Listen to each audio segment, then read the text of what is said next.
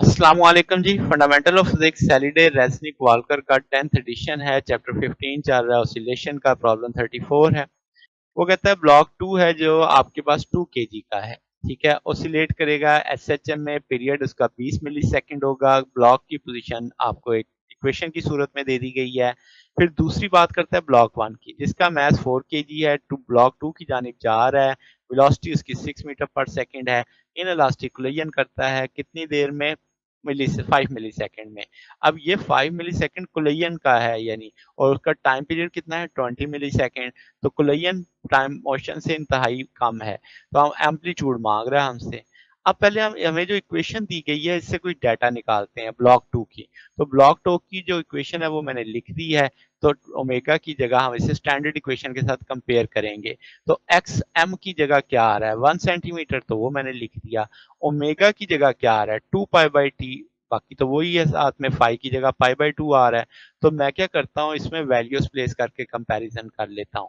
तो इसका मतलब टू टाइम पीरियड 20 मिली दिया हुआ है, कोलिजन टाइम 5 मिली दिया हुआ है, वो डाल के हम इसे सॉल्व करेंगे तो पाई आ जाएगा। तो इसका मतलब आप लिख सकते हैं कि भाई कॉस पाई के बराबर एक्स एम की वैल्यू आपको पता है -1 सेंटीमीटर। इसका मतलब ये हुआ कि आपके पास ब्लॉक 2 एक्सट्रीम पोजीशन पे था जब कोलिजन हुई।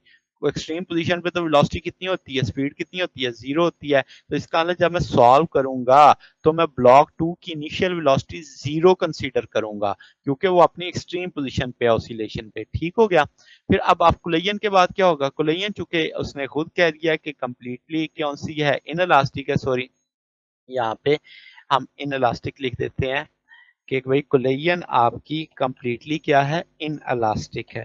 इन इलास्टिक होने का मतलब क्या होगा कि जो ब्लॉक 2 की स्पीड होगी वही किसकी होगी? ब्लॉक 1 की स्पीड होगी।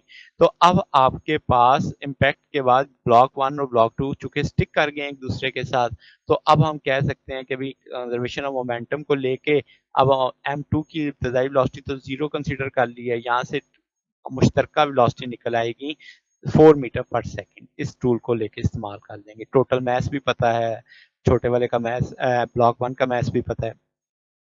अब क्या हुआ जनाब, हमें वेलोसिटी पता चल गई मुश्तरका, तो पूरे सिस्टम की काइनेटिक एनर्जी निकालनी है। तो 1/2 m1 प्लस m2 और आफ्टर कोलिजन, तो वो 48 जूल आ जाएगी। हमें m1 भी पता है, m2 भी पता है, मुश्तरका वेलोसिटी भी पता है। तो ये तो काइनेटिक एनर्जी निकल आई। अब चलते हैं पोटेंशियल एनर्जी की तरफ।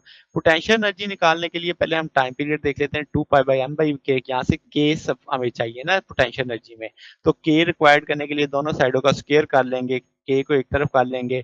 टाइम पीरियड हमें पता है, m1 हमें पता है, तो ये आपके पास तकरीबन तकरीबन 197192 न्यूटन पर मीटर आ जाएगा। तो जनाब अब आपके पास पोटेंशियल एनर्जी का टूल 1/2 के एक्स स्क्वायर होता है। हमें पता है के की वैल्यू, हमें मैक्सिमम डिस्प्लेसमेंट का पता है 1 सेंटीमीटर है, वो वैल्यू डाल गई तो ये 10 जूल आ जाएगी। तो काइनेटिक भी पता है, पोटेंशियल भी पता है, तो टोटल एनर्जी दोनों का सम होगी। तो आपके पास 1/2 के एक्स एम स्केयर आ जाएगा। यहाँ से एक्स एम निकाला जा सकता है, 2 भी इधर चला जाएगा, के जाके डिवाइड कर देगा, तो ये 0.024 आ जाएगा। तो ये जना हमारे पास सोल्यूशन है। अगर आपको इसमें कोई बात पूछनी हो, डाउट हो, तो नीचे कमेंट्स में पूछ सकते हैं। वीडियो अच्छी लगी हो तो वीडियो को लाइक कीजिएगा, दोस्तों के साथ शेयर कीजिएगा, चैनल को सब्सक्राइब कर दीजिएगा। अब तक के लिए इतना ही, बाकी इंशाल्लाह नेक्स्ट देखेंगे। ओके, अल्लाह हाफिज।